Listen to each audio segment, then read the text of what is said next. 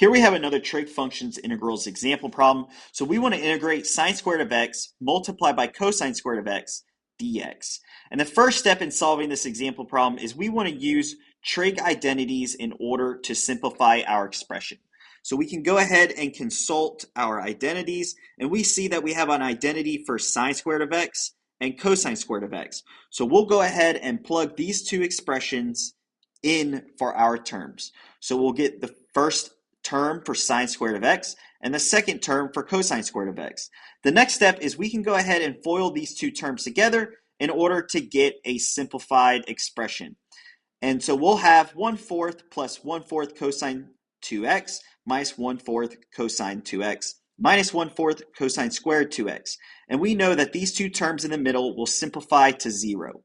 So what we're left with is 1/4 minus 1/4 cosine squared 2x. And we know that we have a common 1/4 and a 1/4, so we can go ahead and factor that out of our integral. So we'll have 1/4 the integral of 1 minus cosine squared 2x dx.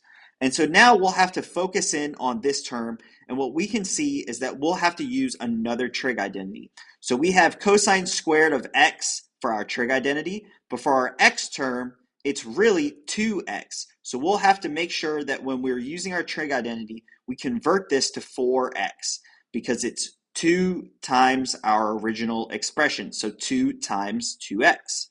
So we can go ahead and use this trig identity and simplify our expression here. So we'll get 1 minus 1/2 plus 1/2 cosine 4x dx. And the next step is we can go ahead, we see that these two terms can simplify. So we'll get 1/2 here. And what we're left with is the following expression, 1/2 cosine 4x dx.